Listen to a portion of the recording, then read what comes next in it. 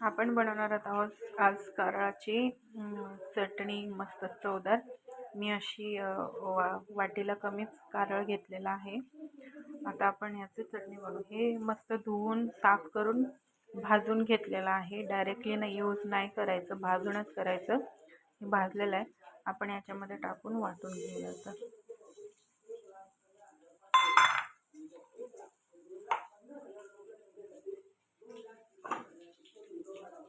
आणि एवढा हा आपण लसूण घेतलेला आहे, गावरान लसूणनी चव येते।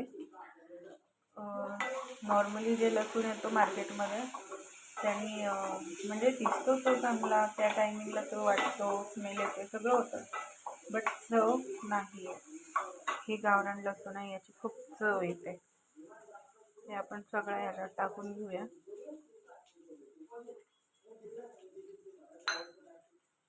याच्यात आपण चवीपुरते थोडेसे जिरे टाकूया, त्याने चव खूप छान येते।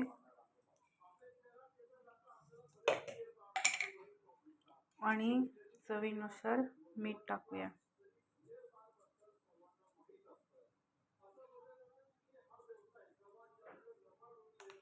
आणि जितकं तिखट खाता त्यानुसार चटणी। मी थोडं जास्त तिखट खाते, सो तो थोडी जास्तच टाकणार आहे।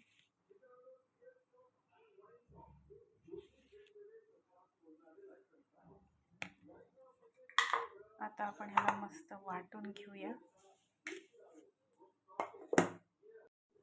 मस्त आता हे वाटून घेऊया आपण।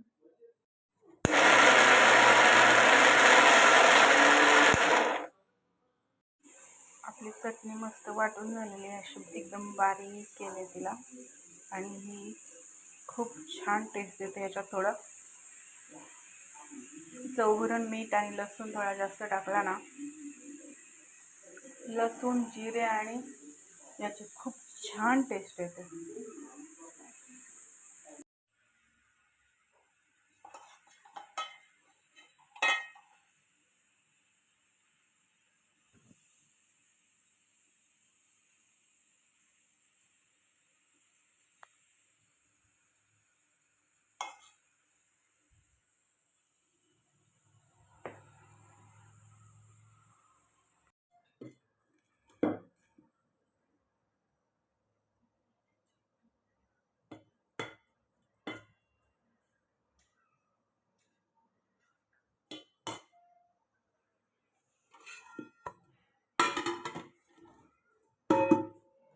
टिंग टिंग टिंग।